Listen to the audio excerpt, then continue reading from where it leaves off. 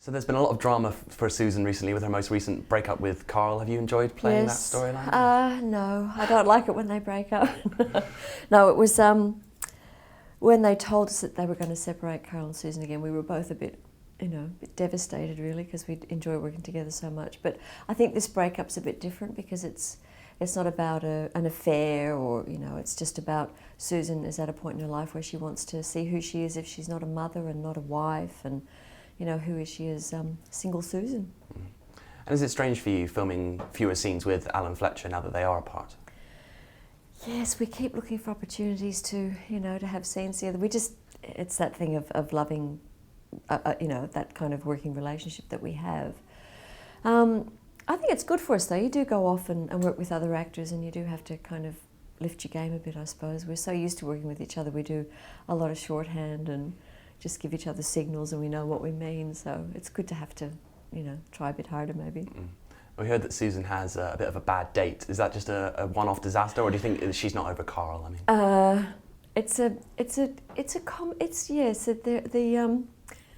comedy date. She goes to yoga, and she meets the yoga instructor, whose name is Bernard, who quickly, to those of us doing the scenes, became Bendy Bernie, which we thought was quite appropriate. He was fantastic. He was absolutely great, but she takes him to one of Dr. Karl's band gigs, which is an odd thing to do, but she takes him because it's his first gig with the band. He's nervous, he wants friendly faces in the audience, so she says to Bendy Bernie, would you mind if we just drop in and see my ex-husband in his band?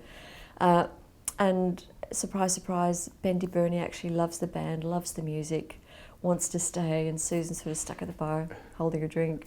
It's very funny. And Susan's also been appointed editor of the Erinsborough News, so how is she dealing with that responsibility? She's just a gun editor, isn't she? She's just done so well.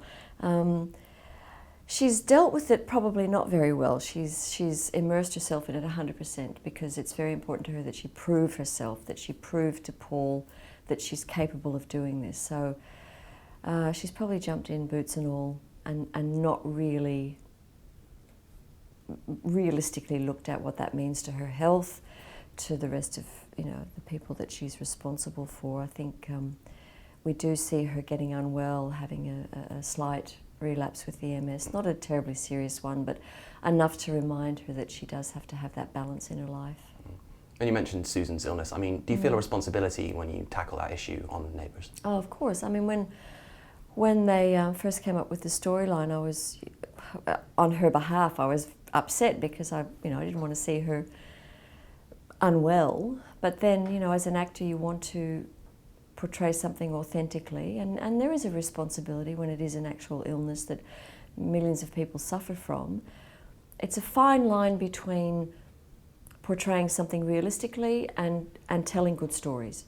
So the decision was made that she would have remitting relapsing MS, which, some people are able to live quite full and productive lives, and that's been the case for Susan. She's obviously much more valuable in terms of storytelling if she's able to participate 100% in situations. So, but we do want to just touch on it from time to time, just to keep the truth of the story alive. And as you said, you've been with the show now 18 years. I mean, is there an end in sight, or do you just want to continue forever?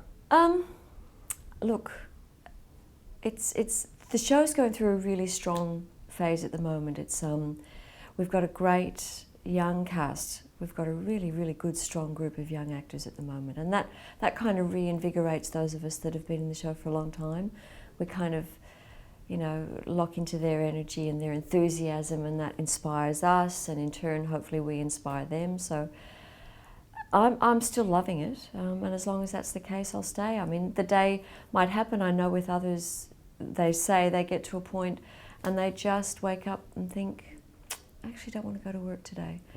And that's the key, I think, is to recognise that and wind down. Fortunately, that hasn't happened to me yet, and when it does, I'll see how I go.